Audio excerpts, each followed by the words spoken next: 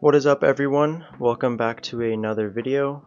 You might be wondering why my background is different and why I am by myself, but the main reason is me and Jose don't actually live in the same city, and I just ended up being at his house when we recorded the last video, which kind of worked out nicely. So going forward though, we are going to be recording separately and then just adding both of our recordings into the same video. But yeah, hope you guys enjoy that, and let's get into this episode. Alright, just to show you guys a little bit of my setup here, we do have a nice desk for building computers on, testing them, etc. This is also the place where I take pictures, hence my RGB panels that I have set up here. But yeah, it's a little small, but I've been making it work for a little while now, so yeah, that's what we got to work with. But now, all this stuff has to go. We are going to be building our first PC here, so yeah, let's get into it. Let's try some editing magic here. What happens if we... Nice, I've always wanted to try something like that. Alright, so for the case of this build, we are going to be using the Dark Flash C275P. It is a typical fish tank build, looks pretty nice. For the CPU, we have an i5-9400F. It has 6 cores, 6 threads, and no onboard graphics. For the motherboard, we are using an MSI H310M Pro VL. It features 2 DDR4 RAM slots, and this model we bought did not come with a CMOS battery, so we had to install one. For the graphics card, we went with an RX 580 8GB model from XFX. It is pretty sleek, it has a nice backplate, and we already re-thermal pasted it. Now for the RAM, we have a Corsair kit 2x8GB of DDR4 RAM clocked at 2400 MHz. For the power supply, we have an EVGA 500BA. It is 80 plus bronze, rated at 500 watts.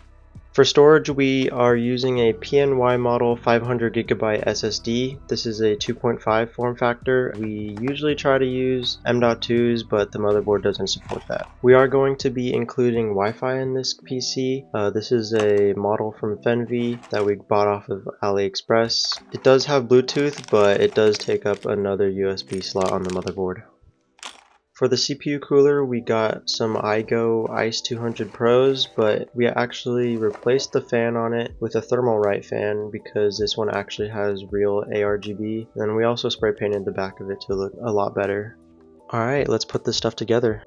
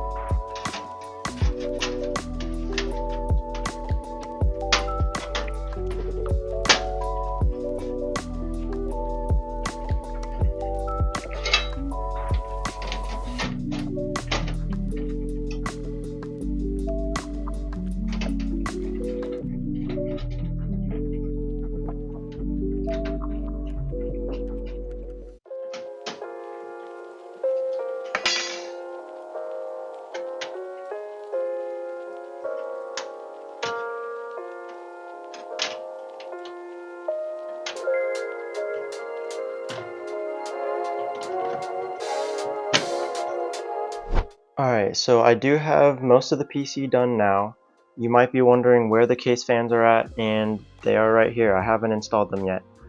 We did decide to go with Corsair 120mm ARGB fans, And the reason being is because we got 6 of them for free. I mean, not really for free, but they were in a build that we bought for parts, and we just decided to not throw them away. So we were going to use them in some of our next builds. I did end up having the RGB hubs on hand already, so I didn't have to spend extra money for that. The only problem is these motherboards only have, or this one at least, only has one USB connection. So I am going to have to buy a splitter. And on top of that, this fan has the normal 5-volt 3-pin RGB connector, and that is not compatible with these without an adapter, so I will have to be purchasing an adapter here soon. Yeah, I will pick up the camera once those parts arrive. So as Cameron's waiting for his packages, it's my turn to take over the video. And I have a pretty similar build to show you all. It's the same specs aside from the GPU, which in my build I'm using a GTX 1660 Ti. Little story to go with that. I got that 1660 Ti from a $200 PC I bought, which is the same PC that Cameron got his Corsair fans from. So while he gets fans, I get a whole GPU. I think it's a fair trade. So let's get right into it.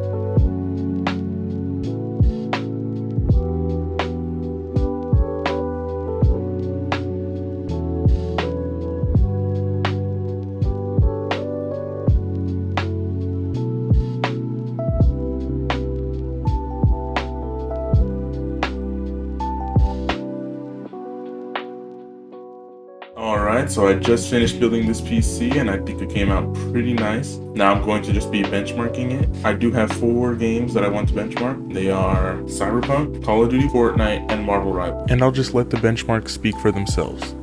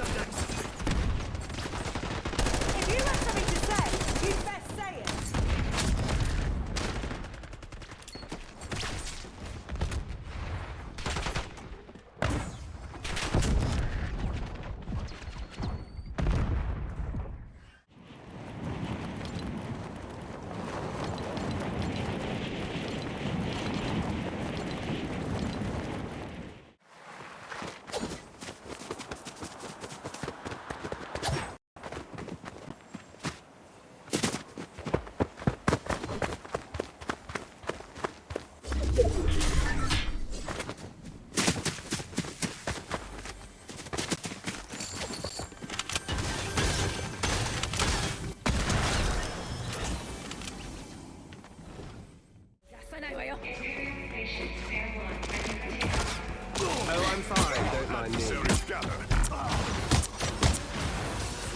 You are restored.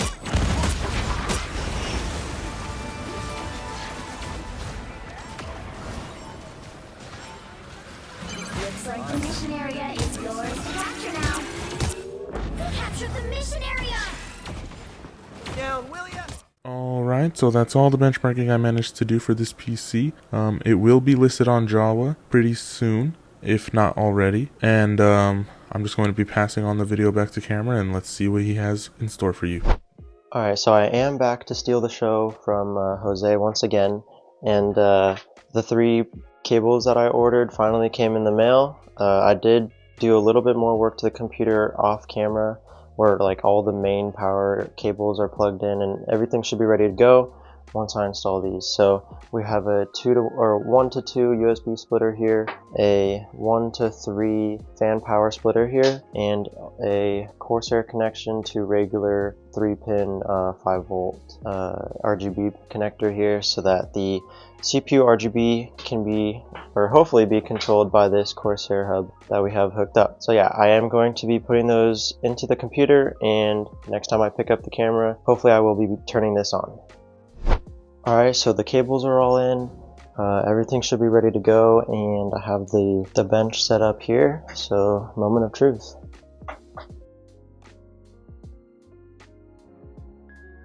Alright, and we got a post, let's go.